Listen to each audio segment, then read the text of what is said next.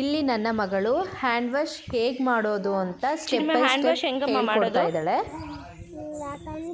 ನಿಮ್ಮಲ್ಲಿ ಇರುವಂತಹ ಸೋಪು ಅಥವಾ ಲಿಕ್ವಿಡನ್ನು ಯೂಸ್ ಮಾಡಿ ಹ್ಯಾಂಡ್ ವಾಶ್ ಮಾಡಬೇಕು.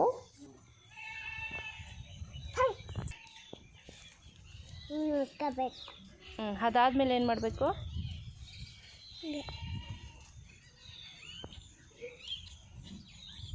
ಹೀಗೆ ಮಾಡಿದಾಗ ಬೆರಳು ಸಂದಿಲಿರುವಂಥ ಬ್ಯಾಕ್ಟೀರಿಯಾಗಳೆಲ್ಲ ಹೋಗುತ್ತೆ.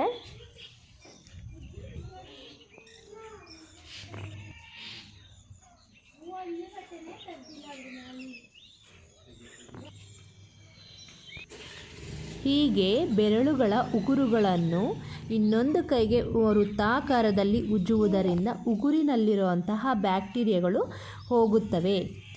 ಎರಡೂ ಕೈಗಳು ಇದೇ ರೀತಿ ಉಜ್ಜಬೇಕು.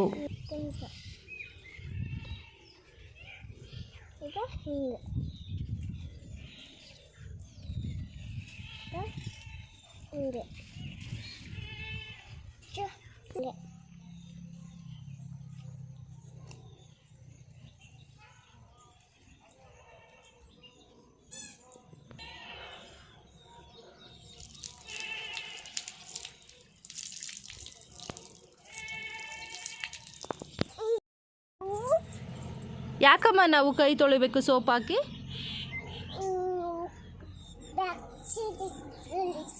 ಬ್ಯಾಕ್ಟೀರಿಯಾಗಳು ಎಲ್ಲಿಂದ ಬರುತ್ತೆ?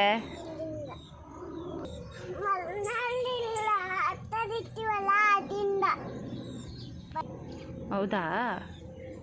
ಅದಕ್ಕೆ ಹೆಂಗೆ?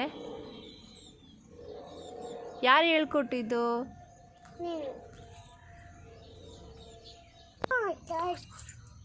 ನೀನು ಗೊತ್ತಿದ್ದಲ್ಲ, ಆ ಥರ ತೊಳಿಬೇಕು.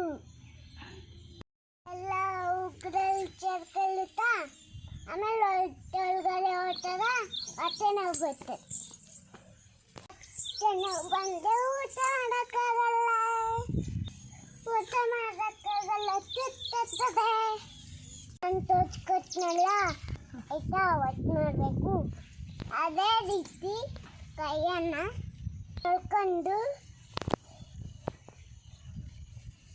ತಿನ್ನಬೇಕು. Okay, bye. ಹೇಳಿ ಚಾನಲ್ಗೆ ಸಬ್ಸ್ಕ್ರೈಬ್ ಮಾಡಿ, ಲೈಕ್ ಮಾಡಿ. Thank you.